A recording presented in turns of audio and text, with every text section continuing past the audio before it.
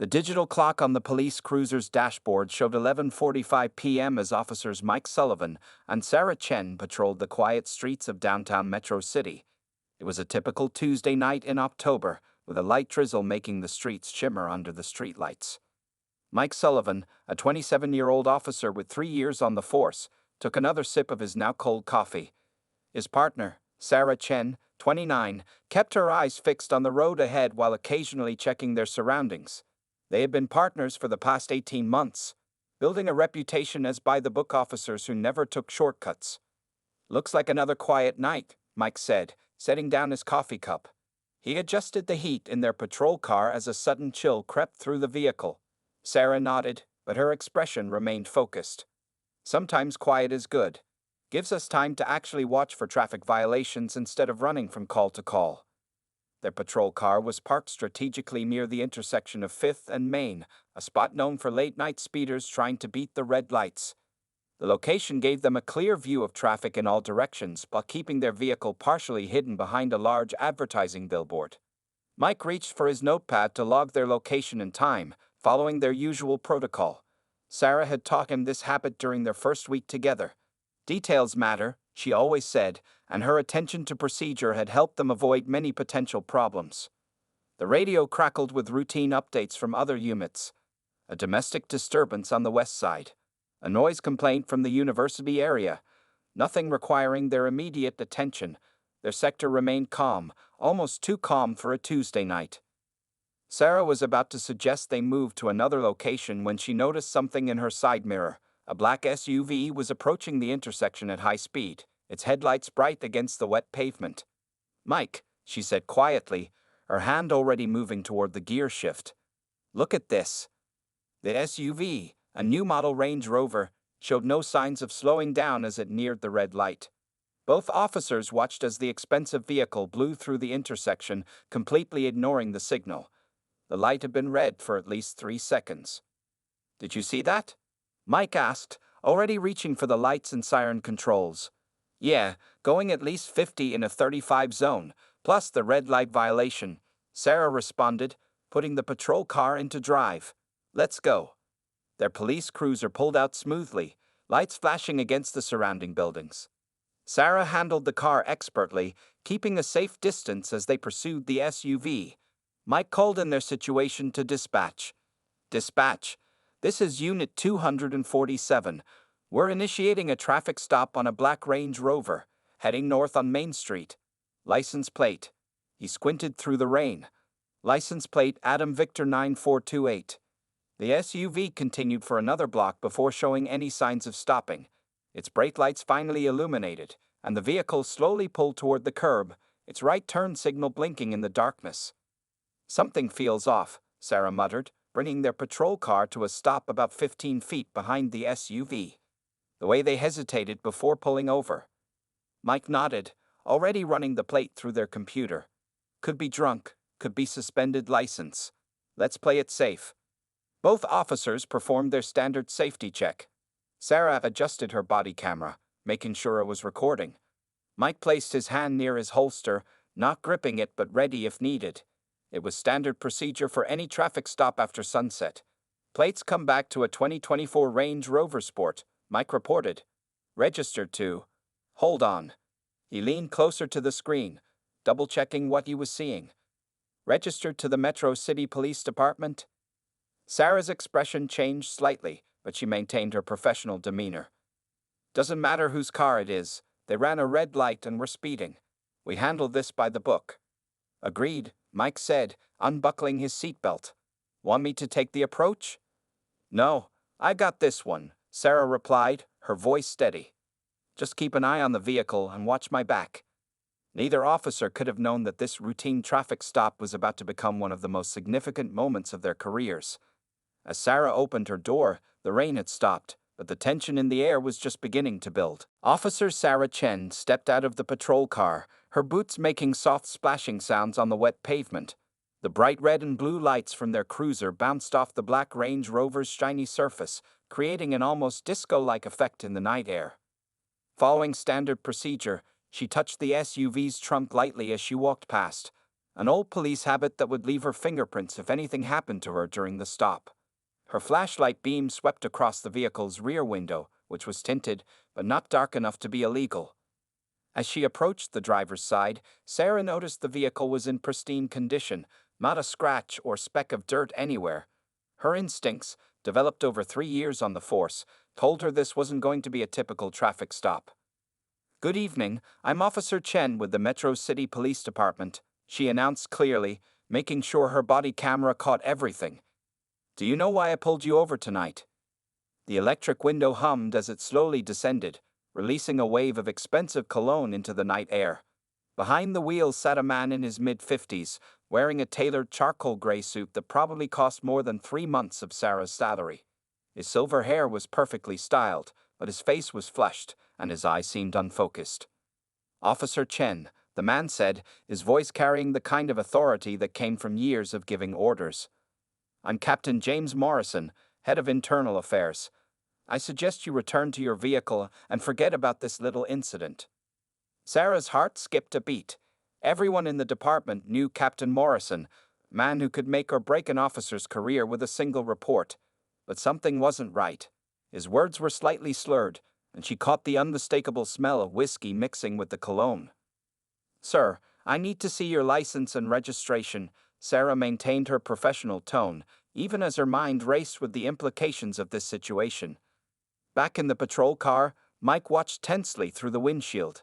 He could see Captain Morrison's gestures becoming more animated through the SUV's windows.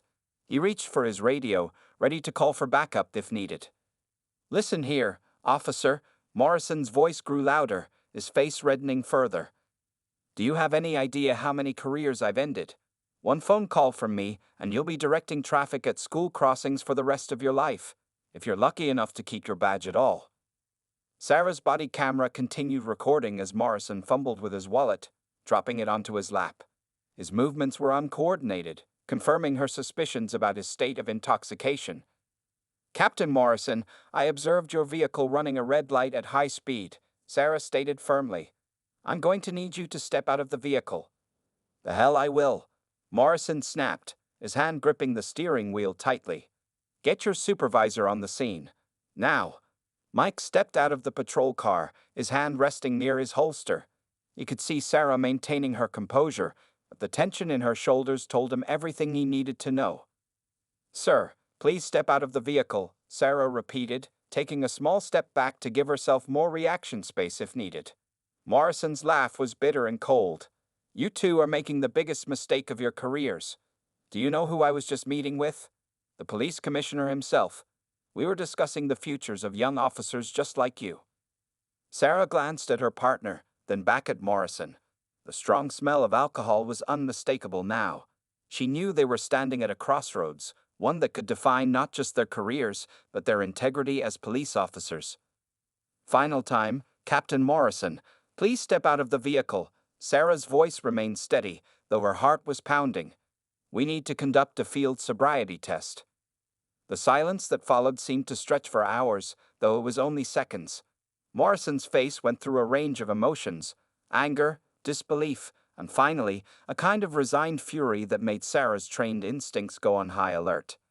The night had suddenly become very interesting indeed, and both officers knew that the next few minutes would test everything they believed about justice, duty, and the true meaning of wearing the badge. Captain Morrison swung his door open with such force that it bounced back, nearly hitting him.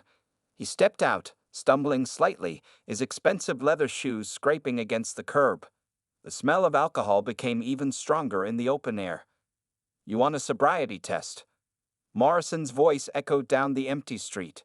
"Do you realize I wrote the department's guidelines for DUI stops? I trained half the officers in this city." Sarah Chen took another tactical step back, maintaining a safe distance. Mike Sullivan moved closer, positioning himself diagonally from his partner, creating a triangle formation with Morrison in the middle. The training kicked in automatically, even though they never expected to use it on the head of internal affairs. "Sir, please stand here," Sarah said calmly, pointing to a flat section of sidewalk. Her body camera continued recording every moment, every word. "We'll make this quick and professional." Morrison's laugh was sharp and bitter. He reached into his suit jacket, causing both officers to tense up. But he only pulled out his phone. "Let me make this easy for both of you," he said, waving the phone like a weapon. "One call, that's all it takes. I have the police commissioner on speed dial. Chief Martinez, too. How about we call them right now?" Mike and Sarah exchanged quick glances.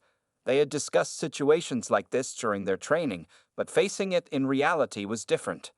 Their careers, everything they had worked for, hung in the balance. "Your phone calls can wait, Captain," Mike spoke up, his voice firm but respectful. "Right now, we need to complete our investigation." Morrison turned to face Mike, his face red with anger. "Investigation? You're investigating me?" He jabbed a finger toward his own chest. "I'd spent 30 years cleaning up this department. I've taken down corrupt sergeants, lieutenants, even deputy chiefs. And now, 2 rookie officers think they can give me orders." A passing car slowed down to watch the scene, its headlights illuminating the 3 figures on the sidewalk. Sarah noticed Morrison's eyes were bloodshot, and he was swaying slightly even while standing still. "Captain," Sarah said, "we respect your position and your service. But right now, you're a driver who ran a red light and shows signs of intoxication. We're simply doing our job." Morrison's expression changed, becoming suddenly calculating. "Okay, let's talk about jobs," he said, his voice dropping to a near whisper. "Officer Chen, your father runs the Golden Dragon restaurant on 8th Street, right? Nice place. Be a shame if health inspectors started paying extra attention to it." Sarah felt her stomach tighten, but kept her face neutral. Mike took a step forward, his patience wearing thin. "And Officer Sullivan," Morrison continued, "how's your sister doing at Metro General Hospital? First-year resident, isn't she? Medical boards can be so unpredictable." The threats hung in the air like the humidity before a storm. Both officers could feel the weight of the moment, the pressure of the choice before them. Their dash cam was still running, recording everything, but Morrison seemed past caring about evidence. "This is your last chance," Morrison said, pulling out his wallet and removing a business card. "Take this. Call my office tomorrow. We can discuss your futures in the department. Fast-track promotions, choice assignments, whatever you want." He held out the card, but neither officer moved to take it. Sarah took a deep breath and pulled out her breathalyzer. "Captain Morrison, I need you to blow into this device." The business card fell from Morrison's hand, landing in a small puddle at his feet. His face transformed from manipulative to furious in an instant. "Breathalyzer? You actually think you're going to give me a breathalyzer test? Do you know how many officers I've fired for insubordination?" "This isn't insubordination, sir," Mike said quietly. "This is the law." Morrison looked from one officer to the other, seeing the determination in their faces. His shoulders sagged slightly, but his eyes burned with cold fury. "You just declared war," he said softly. "And trust me, you have no idea what's coming." The night had grown colder, and somewhere in the distance, a siren wailed. Sarah held out the breathalyzer, her hand steady, her decision made. The next few moments would change everything. For them, for Morrison, and for the entire Metro City Police Department. Captain Morrison stared at the breathalyzer in Sarah's hand, as if it were a snake ready to strike. The red and blue lights from the patrol car continued to flash, painting the scene in alternating colors. A small crowd of late-night onlookers had gathered across the street, some holding up their phones to record the incident. "Last time, Captain," Sarah said, her voice clear and professional. "Will you take the breathalyzer test?" Morrison's response was to pull out his phone again. His fingers trembled as he dialed, putting the call on speaker. The phone rang 3 times before a gruff voice answered. "Jim? You know what time it is?" "Commissioner Davis." Morrison's voice dripped with fake politeness. "I apologize for the late call, but I have a situation here. 2 of your officers are attempting to conduct a DUI test on me, Officers Chen and Sullivan. I think you should speak to them." Sarah and Mike stood their ground. The commissioner's tired voice crackled through the phone's speaker. "What's their probable cause, Jim?" "I may have gone through a red light," Morrison admitted, "but surely we can handle this internally." "Did you been drinking tonight?" The commissioner's question cut through Morrison's explanation like a knife. The silence that followed was heavy. Morrison's face twitched. We had a few drinks at the club, as you know, Morrison finally said. But, take the test, Gim. The commissioner's voice was firm. What? Morrison nearly dropped his phone. But sir, take the test, or I'll have those officers arrest you for refusal right now. Your choice. The line went dead. Morrison stared at his phone in disbelief, his hands shaking more visibly now. The small crowd across the street had grown larger, and more phones were recording the scene. The breathalyzer, Captain. Sarah held it out again. Morrison's face went through a series of emotions: shock, anger, fear, and finally, something that looked like defeat.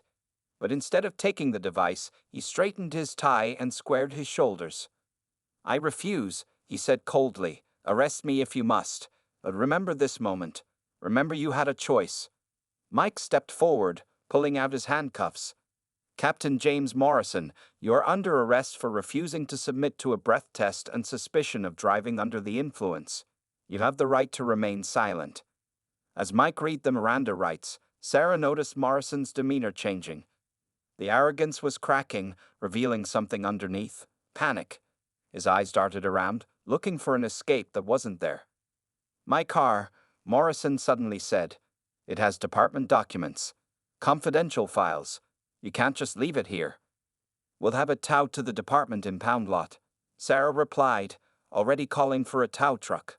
All proper procedures will be followed. Morrison laughed bitterly as Mike secured the handcuffs. Proper procedures? You think procedures will protect you? By tomorrow morning, every officer in this city will know what you did. Your careers are over. Several patrol cars pulled up to the scene, their lights adding to the chaos of colors. Sergeant Rodriguez, the night shift supervisor, stepped out of one vehicle. His face was grim as he assessed the situation. Officers Chen and Sullivan, Rodriguez called out, "Your body cam footage has already been uploaded to the system. It will need your statements before you end your shift." Morrison's face paled. In his anger, he had forgotten about the body cameras and dash cam that had recorded everything. The threats, the attempted bribery, all of it. As Mike guided Morrison toward the patrol car, Sarah gathered the evidence from the scene: the dropped business card, now soaked, Morrison's phone, and most importantly, their own recordings. The crowd across the street had grown to about 20 people.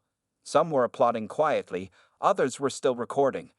In the distance, news vans were already approaching, their satellite dishes visible against the night sky. You did the right thing, Sergeant Rodriguez said quietly to both officers. But this isn't over, not by a long shot. Sarah and Mike watched as their patrol car, now carrying Captain Morrison, pulled away from the curb. They knew their sergeant was right. This was just the beginning. Their simple traffic stop had just ignited a firestorm that would consume the entire department. The real test of their courage was about to begin. The next morning arrived with the buzz of a storm about to break. Officers Mike Sullivan and Sarah Chen walked into Metro City Police Department headquarters at 7:00 a.m., both running on coffee and barely 2 hours of sleep. The night shift's events had already spread through the department like wildfire. As they crossed the lobby, conversation stopped. Other officers either stared openly or avoided eye contact completely. The usual morning greetings were replaced with tense silence. Sarah noticed a newspaper on the front desk. Their traffic stop was already front-page news, complete with photos taken by the onlookers. Look who decided to show up, a veteran officer named Thompson muttered loud enough for everyone to hear. The department's new ethics committee.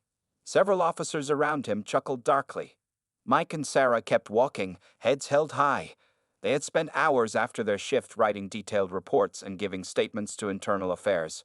Or what was left of it, with their boss now sitting in a cell.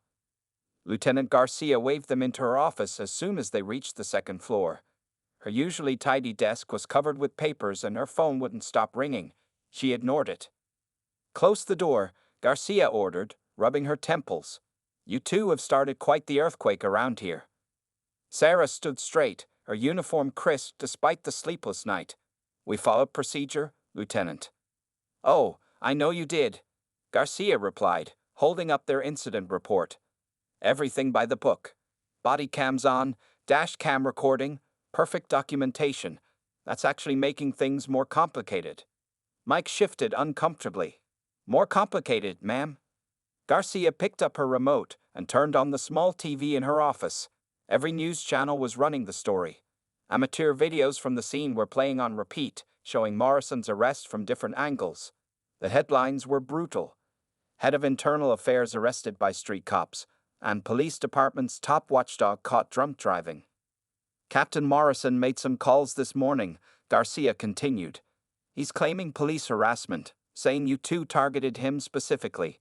But these videos, she gestured at the TV, they show a different story, especially the part where he threatened your families. A knock on the door interrupted them. Officer Thompson entered without waiting for permission, his face red with anger. "Lieutenant, we need to talk about these two," he said, pointing at Mike and Sarah. "They broke the code. You don't arrest your own, especially not brass." Garcia's eyes narrowed. "That code you're talking about, Thompson? That's the kind of thinking that let Morrison get away with drunk driving before. How many times did officers look the other way? How many accidents waiting to happen?" Thompson's face got redder. "But get out of my office," Garcia snapped. "And if I hear about anyone harassing these officers, they'll be answering to me personally." After Thompson left, slamming the door behind him, Garcia turned back to Mike and Sarah. The department's divided. Half the force thinks you're heroes for having the guts to arrest Morrison. The other half thinks you're traitors who don't understand how things work. Sarah's phone buzzed, a text from her father. The health inspectors had already shown up at his restaurant. Mike checked his phone too. His sister had called 3 times. The medical board had suddenly decided to review her residency performance. "Morrison's threats," Mike said quietly. "They're already happening." Garcia nodded grimly. "He still has friends in high places, but he made one crucial mistake. He did all this in front of cameras. The public's watching now. Every move against you two will be scrutinized." She stood up and walked to her window, looking out at the city awakening below. "The commissioner has called an emergency meeting for noon. The mayor's office is involved. Morrison's arrest isn't just about drunk driving anymore.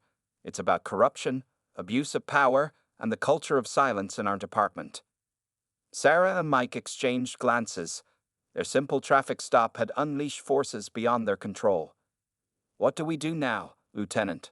Sarah asked. Garcia turned back to face them, her expression determined. "You do your jobs. Stay professional. Document everything. Watch your backs, because this isn't over. It's just getting started. And like it or not, you two have become symbols of change in this department." Outside the office, they could hear Thompson and other officers talking loudly, their angry voices carrying through the walls. The battle lines were being drawn, and Mike and Sarah were caught in the middle of a war they never meant to start. The commissioner's emergency meeting turned the 12th floor of police headquarters into a war zone. Behind closed doors, raised voices echoed through the hallways. Outside, reporters camped in the lobby, hungry for updates on the Morrison scandal. Sarah Chen sat at her desk, scrolling through her emails. Anonymous threats mixed with messages of support from officers she'd never met. Her finger paused over one particular email. It was from a bartender at the Blue Room, an exclusive club where many high-ranking officers spent their evenings. "Mike," she called to her partner. "Look at this." Mike Sullivan leaned over her shoulder, reading the email. The bartender claimed that Morrison was a regular at the Blue Room, often drinking heavily with other department officials. More importantly, he had surveillance footage from the night of the arrest. "He says Morrison had at least 6 whiskeys that night," Sarah whispered. "And he wasn't drinking alone." Before they could discuss it further, Detective Maria Ramirez from Anti-Corruption walked up to their desks. Her face was serious. "Both of you, come with me. Now." They followed her to a small conference room filled with files and computers. On the wall, a large screen displayed surveillance photos from the Blue Room spanning the last 6 months. "Your traffic stop opened a whole nest of snakes," Ramirez explained, pulling up video footage. "Morrison wasn't just drinking that night. He was meeting with Judge Harrison and 3 city council members. They were discussing upcoming police contract negotiations. The video showed Morrison at a corner table, drinking and laughing with men in expensive suits. Money changed hands under the table. "Bribes?" Mike asked, his voice tight. Ramirez nodded. We think Morrison was taking payments to bury misconduct investigations, but it goes deeper. That health inspection at your father's restaurant, Chen. Judge Harrison's brother runs the health department. Your sister's residency review, Sullivan. One of those council members sits on the hospital board. Sarah felt her hands clench into fists. They're all connected. Like a spider web, Ramirez agreed. And Morrison was the spider. We've been trying to build a case for months, but nobody would talk. Officers were too scared. Witnesses would suddenly change their stories. Evidence would disappear. She pulled out more files. Since your arrest, people are coming forward. Other officers who were pressured to ignore Morrison's drunk driving. Witnesses who were threatened. Even some judges who were forced to throw out cases. The door opened and Lieutenant Garcia walked in, carrying fresh coffee for everyone. Tell them about this morning's discovery, she said to Ramirez. Ramirez pulled up another video. This one showed Morrison's Range Rover at different locations over the past year. He wasn't just drunk that night. He's been driving drunk at least 3 times a week for months. Traffic cameras caught him running red lights 7 times. Each time, the tickets mysteriously vanished. But why didn't anyone stop him? Mike asked. Garcia's face darkened. Because the last 2 officers who tried were fired. Morrison claimed they were corrupt, planted evidence on them. Everyone got the message. He was untouchable. Sarah remembered Morrison's words during the arrest. I'd taken down corrupt sergeants, lieutenants, even deputy chiefs. Now those words had a different meaning. What about the other people at the Blue Room that night? Mike asked. Ramirez smiled grimly.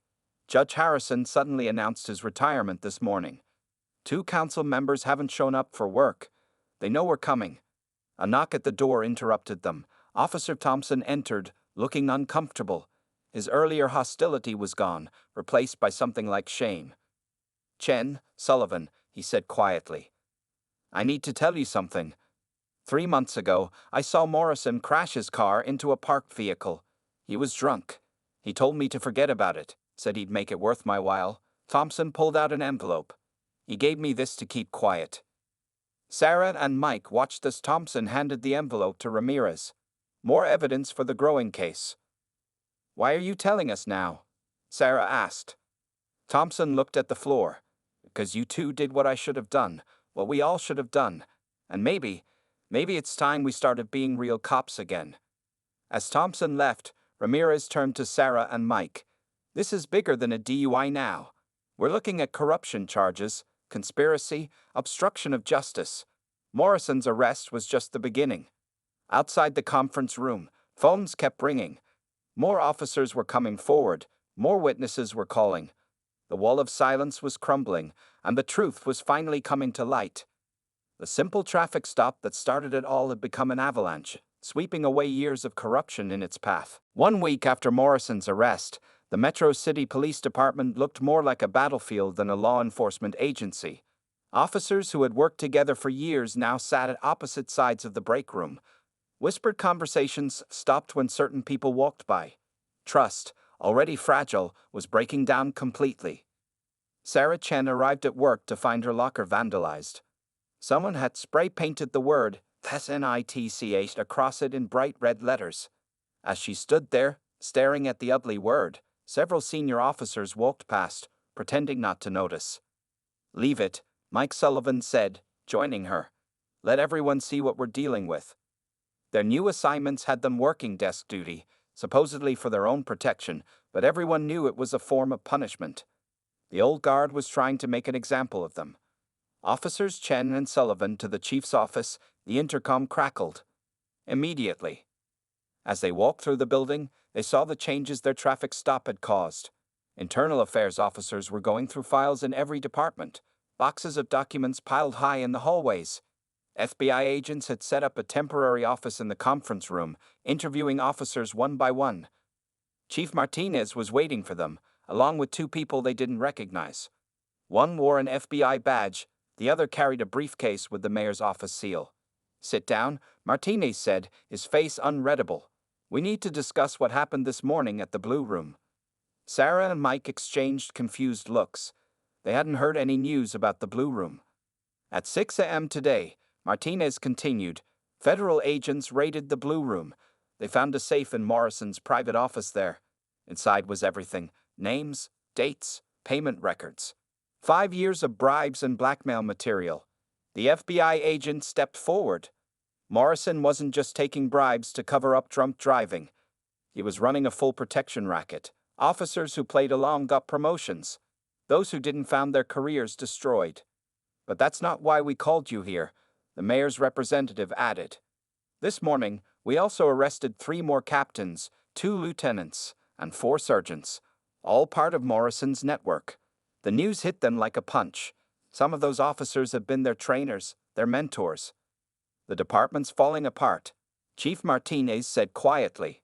Half our senior leadership is under investigation. Officers are taking early retirement rather than face questions.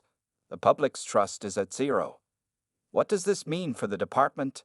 Sarah asked. The mayor's representative opened his briefcase. It means we're making changes. Big ones. New leadership, new policies, new oversight. And we want you 2 involved. Us? Mike looked surprised. Why? Because you did the right thing when it wasn't easy, the FBI agent explained. That's exactly what we need right now. Before they could respond, shouting erupted in the hallway. Officer Thompson burst in, out of breath. Chief, you need to see this. They all rushed to the break room, where the TV was showing breaking news. Morrison's wife was giving a press conference, but she wasn't defending her husband. Instead, she was revealing more corruption. My husband didn't act alone, she was saying, her voice shaking. This goes all the way to City Hall. I have proof, and I'm giving it all to the FBI. The break room erupted in chaos. Officers argued loudly, some defending their accused colleagues, others demanding more investigations. Years of partnership and trust were shattering in real time. Quiet. Chief Martinez's voice cut through the noise. Everyone fell silent. Look at yourselves, he continued. Fighting each other while criminals laugh at us. This stops now. Chen and Sullivan didn't break the department. They exposed what was already broken. Now we have a choice. We can keep fighting each other, or we can fix this. The room remained quiet, the chief's words sinking in. Sarah noticed some of the officers who had been hostile earlier now looked thoughtful, even ashamed. The old way is done, Martinez declared. From now on, we do it right. Every traffic stop, every arrest, every investigation, by the book. No exceptions, no matter who's involved. Anyone who doesn't like it can turn in their badge right now. No one moved. Chief, Sarah spoke up. What happens next? Martinez looked around the room, meeting each officer's eyes. Next, we rebuild. And we do it the right way this time. The division in the department was still there, but something had shifted. Change was coming, whether they were ready or not. 3 months after the fateful traffic stop, the Metro City Police Department gathered for a ceremony in the main conference hall. The room was packed with officers, city officials, and media representatives. Sunlight streamed through the windows, falling on 2 empty chairs in the front row, reserved for officers Sarah Chen and Mike Sullivan. They were running late, but for a good reason. That morning, they had testified at Morrison's trial, watching as their former internal affairs chief pleaded guilty to multiple charges of corruption, drunk driving, and abuse of power. The judge, a new appointment after Judge Harrison's resignation, sentenced Morrison to 15 years in prison. Sarah and Mike slipped into their seats just as Commissioner Davis stepped up to the podium. The same man who had ordered Morrison to take the breathalyzer test that night now looked older, wiser, and somehow more human. 3 months ago, Davis began. 2 young officers made a traffic stop that changed everything. They didn't know the driver was their boss. They didn't care that he had power. They simply did their job. In the audience, Sarah noticed her father sitting proudly next to Mike's sister. The health department had apologized for the harassment of her father's restaurant. The medical board had cleared Mike's sister of any false accusations. Morrison's network of revenge had crumbled completely. Today, Davis continued, we're not just honoring 2 officers. We're celebrating a new beginning for our department. 27 corrupt officials have been removed. 58 officers have been charged. But more importantly, over 200 good officers have come forward to help clean up our department. Officer Thompson, sitting nearby, nodded quietly. After his confession about the bribe, he had worked tirelessly to help the investigation, encouraging other officers to speak up. Lieutenant Garcia, now promoted to captain, stood up to speak next. "Change isn't easy," she said. "We've lost people we trusted. We've questioned everything we thought we knew. But we gained something more valuable, our integrity." She gestured to a large screen behind her, which displayed the department's new policies. Every traffic stop would be recorded. No officer, regardless of rank, would be above the law. Anonymous reporting systems were in place to protect whistleblowers. External oversight committees would review all major decisions. And now, Garcia smiled. "I'd like to introduce our new heads of internal affairs." Sarah felt Mike grab her arm in surprise. They hadn't heard about this. "Officers Sarah Chen and Mike Sullivan," Garcia announced. "Please come forward." The room erupted in applause, real applause, not the polite kind. As they walked to the podium, Sarah saw genuine respect in the eyes of her fellow officers. The division that had torn apart the department was healing. "We didn't ask for this," Sarah said when she reached the microphone. "We were just doing our jobs. But sometimes doing your job means standing up for what's right, even when it's hard. Especially when it's hard." Mike stepped up next to her. "Every one of us took an oath to serve and protect. That oath doesn't come with exceptions. It doesn't care about rank or power. It only cares about doing what's right." From the back of the room, new police academy recruits watched with wide eyes. The training now included a mandatory ethics course, using the Morrison case as a primary example. The next generation would learn from the start that no one was above the law. Commissioner Davis presented them with their new badges, internal affairs shields that once belonged to corrupt officers but had been melted down and reforged, a symbol of transformation. 3 months ago, Mike said to the crowd, a drunk driver ran a red light. That's all it was, a simple traffic violation. But it taught us something important. It showed us that big changes can start with small choices. Each of us has the power to make those choices every day. Sarah looked out at her fellow officers. The old saying is that power corrupts, but power can also protect. It can serve. It can make things right. That's the kind of power we choose to have in this department now. As the ceremony ended, officers lined up to shake their hands. Even some who had opposed them at first now offered congratulations. The department wasn't perfect. No organization ever is, but it was changing. One traffic stop had started an avalanche that cleared away years of corruption, making room for something new to grow. Outside the conference hall, a new batch of recruits practiced traffic stops, each one knowing that even the smallest action could make the biggest difference. The rules were the same for everyone now, from the newest officer to the highest chief. Just as they had been that night 3 months ago, when 2 officers chose to simply do their job. The end.